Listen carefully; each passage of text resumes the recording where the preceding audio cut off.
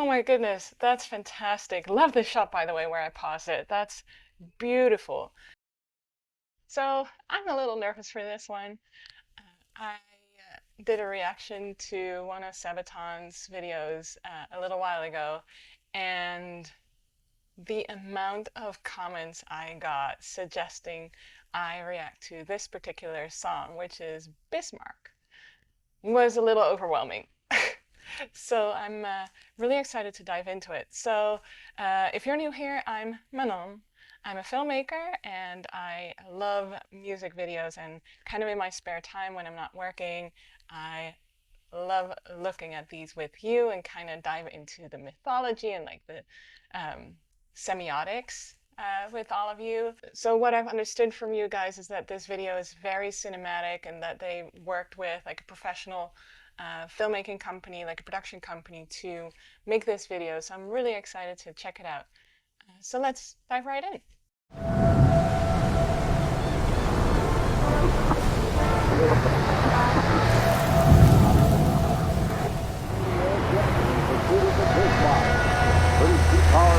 Engines on that German battleship, which blew up the mighty battle cruiser Hood. The signal comes by wireless and has spotted the plane's man.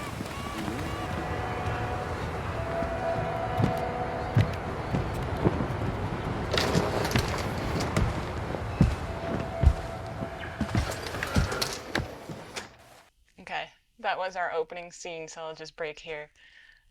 We were seeing some interesting things already here. So the opening shot, clearly beautiful. What a beautiful location. So we are somewhere here, at least that's the story. I don't know if they actually shot it at this place, but that's where we're supposed to believe where it is. Beautiful, very atmospheric. Look at the fog. Beautiful. And then we have these cars coming in. They look very seriously equipped. Great shot, like tracking the cars in. The little dogs walking by, also nice touch. And then I know now that the camo pants are very much a Sabaton thing. I didn't know that before, now I do, thanks to the enlightenment from the Sabaton fans. Fitting with the style of the cars, I suppose, a little military looking. And then we have what I found immediately very interesting is that as the guys from Sabaton are walking up the stairs, the camera tracks back just slightly and we see someone sitting there, and I'm sure that that person is going to be relevant soon. So, okay, let's see where it goes next, because we were starting dialogue, which is interesting. You don't normally see that in music videos like this. We don't have any music yet, so let's see.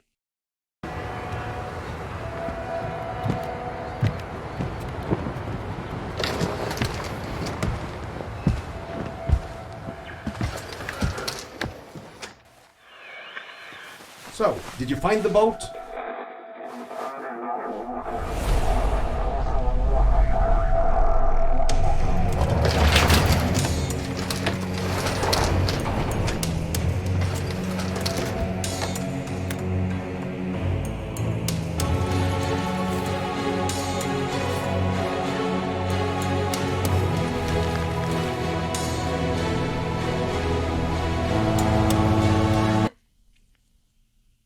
Okay, so they're going out to sea to play. Oh, I'm so curious to see where this is gonna go. But yeah, they seem like they're putting together all of their stuff to, I guess, play at sea. And I saw that they were also bringing some lights too, which were airy lights. With the blue, it's very, it's quite recognizable. I'm actually also a big fan of Deadliest Sketch, and this shot like really reminds me of that TV shows like where the fishermen go out to sea, and maybe they were inspired a little bit. It works so well. I mean, beautiful so far.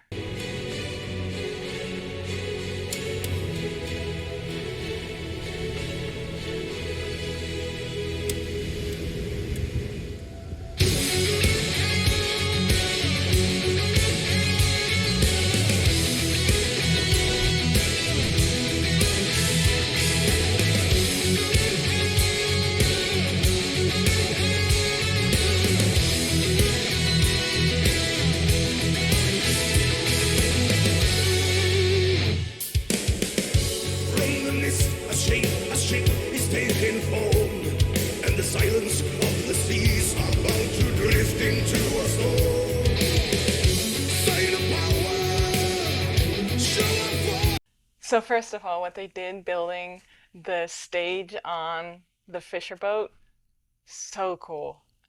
With the lights and them on there, just doing their thing. So smart to rig a boat like that as a as a stage. Really cool. I mean, not really feasible if you want to bring any audience, but very, very cool. um, could really actually work as like a floating stage, you know, like put it out in a bay or something. I don't know, for people to watch on a beach. I like it. That's very creative. And for the video too, it works really well. I love again like the atmosphere is really cool. And here where I paused it actually, it's really nice where the you see the reflection of the lights in the camera and like on the fog, I think. It looks very nice. I really like what they're doing so far. And then of course like the elephant in the room, the giant ship that they are sailing towards. Very curious to see what that's gonna go to, and that looked very cool. Wow.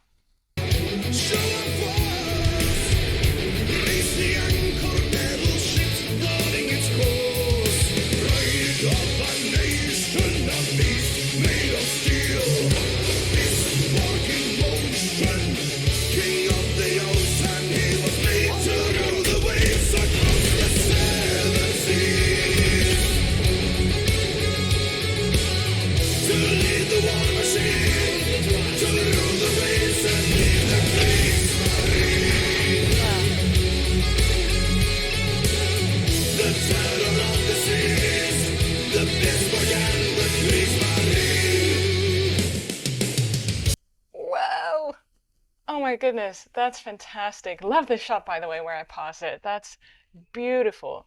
And there's something in that you can tell that this was done by filmmakers who are used to making narrative film. It's the camera movement. So in a lot of music videos, we've and I've mentioned this a couple times before in my previous videos, is where we have a lot of like really busy camera work that, you know, going back, zooming in, and like it's all over the place. And this is very steady. Like it's not moving too much, and when it is, it's like slow movement. If they shot this at sea, there's always going to be a little bit of movement, and you know, trying to account for that is always a little bit hard. And I'm talking about the part where we see Sabaton on the ship. And then the whole part that's happening on the battleship, wow. So they hired actors, like there's a lot of set work here. There's probably a lot of VFX too, to create all of these ships. And I mentioned it on the other video too, the Soldier of Heaven one, where the VFX were so extensive, but here it's like next level. It looks so good. It looks where in the other one it was quite clear that it was on a green screen, because you could kind of clearly see where the stage ended and the green screen started. Here it's much less clear. And the shot where we're following the bullet, very cool, very cool. 2,000 men and 50,000 tons of steel set the course for the Atlantic with our allies on the hill. Firepower, firefight. Battle stations keep the targets steady tight. Into formation, the hunt has begun. Death and damnation, the fleet is coming. He was made to rule the waves across the sand. Wanted to quickly talk about that scene with the planes. Wow, that really reminded me of Dunkirk, if any of you have seen that, the Christopher Nolan film. Incredible. That is so cool. I love the way that it cut from, you know, the plane taking off from the ship, and then we see the actual pilot in there. Like that was edited very nicely and just very self-assured, I would say. It's like it feels like this was all planned out really well and just very professional. And I will also say another thing that really stands out to me here is the color grading.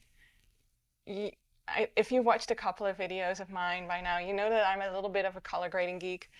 I truly believe that it's one of the most important processes of the post-production part of filmmaking, as it just makes you can film something during the day, like bright daylight. You can film something at dusk, and no matter what, you can still make it look like it was shot at the same time. So it's really, really important to sell to you, the viewer, that this was all shot in one location, shot all at the same time, even though sometimes it might be a completely different day and a completely different location. So it's really important. And here specifically, like, I love the way that everything outdoors, like with the planes, and at sea, like with the battleships, everything looks sort of gray and kind of almost desaturated, quite highly contrasted, and then everything inside the battleship really looks quite warm toned and very, distinct and quite different from what we're looking at with the different shots. So it's really nicely done, and it just looks very beautifully color graded.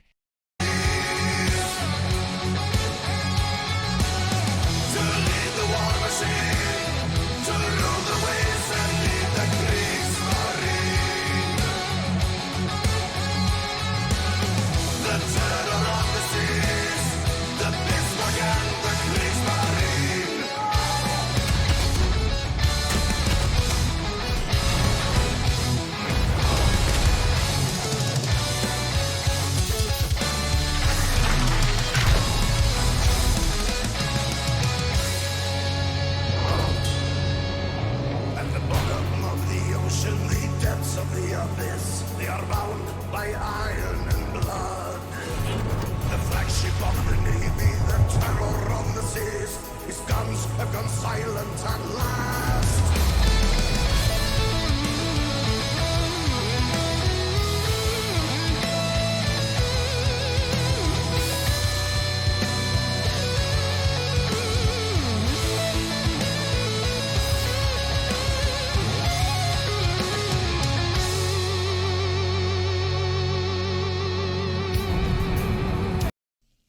Incredible. That is so cool that they even went undersea with the torpedoes.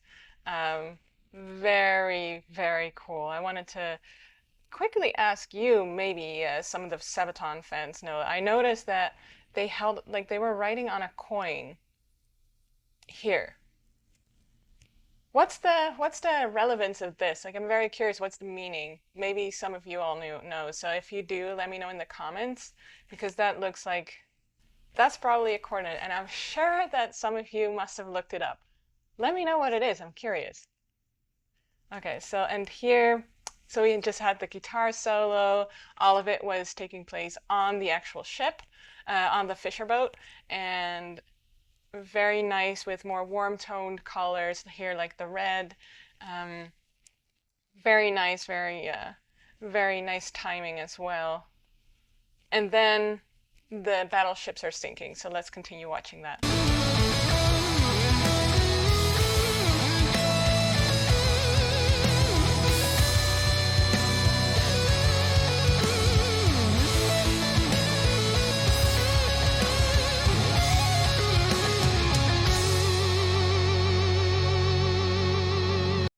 What I actually wanted to say about that and the lighting on the Fisher boat during that solo, it's almost reminiscent of those explosions on the ship, the way that they lit it with the reds and the yellows. Very cool sort of choice to make it consistent between, what's happening on the Fisher boat, what's happening on these battleships.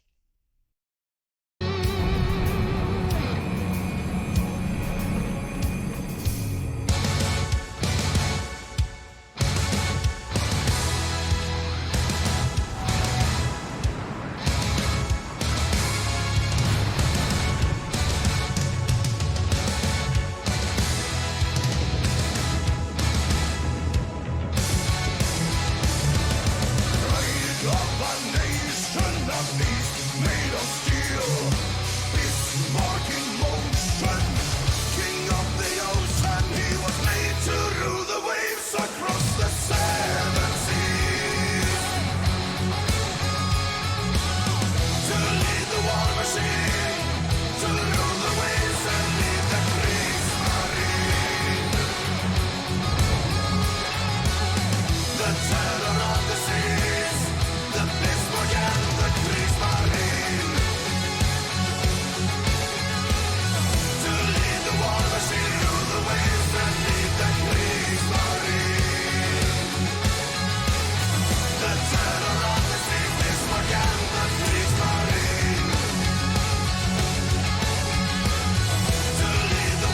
pausing it again to kind of mention how much it reminds me of the Titanic. And I would say they absolutely took some inspiration from that. Of course, because what other film do we know that's quite so prominent and quite so, historic and legendary as Titanic, right? James Cameron actually, back when they shot the Titanic film, they built basically, I think it was like not the entire ship, but like a model of the ship to shoot it when like it's standing upright in the water and it's going down. And they had it sink into the actual water, and that's how they were able to make it look so real. And of course, here they used VFX, and you can kind of tell, but it's looking really good. But then, because they intercut it with this guy being in the water, one of the crew of the ship, that really convinces you that this is happening right there. And it looks really good, and also it's so hard to shoot with like in or on water. First of all, there's a lot of humidity, so all of your gear really gets like I used to live in the Caribbean for a little bit on a sailboat, and all of my gear started to rust. It started to have salt on it, like and rust because of the salt, right? So it's just really sensitive to a marine environment. And that's also why, for instance, the folks on Deadliest Catch, like the camera people that they have on each of the ships, usually because of the harsh circumstances, go through like 1 to 3 cameras every shoot.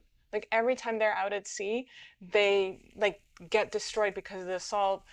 They get banged up. It's such. Well, I mean, they obviously didn't shoot in like stormy environments like they did in Deadliest Catch, but still, just to illustrate like how harsh those environments are to shoot. Also, when you're working with actors in water, is also really hard because you don't want them to get hypothermia. Obviously, they're swimming, so they get more tired quicker. It's really tough. There's a lot of things at play, and also from what I know, is like some companies won't insure film shoots when there is water at play, like when you're shooting on a ship. So that becomes harder too. Like it's a big production thing. And so obviously they were able to get this done, and it's probably because they had like a really experienced production company on board. So that's really cool to see, and I love that they went all out on this. Like it's so cinematic.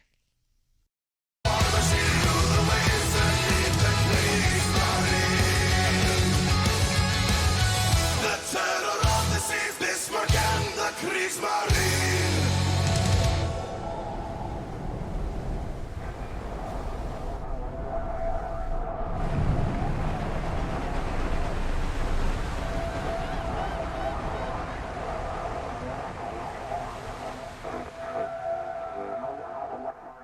Oh. What did it say?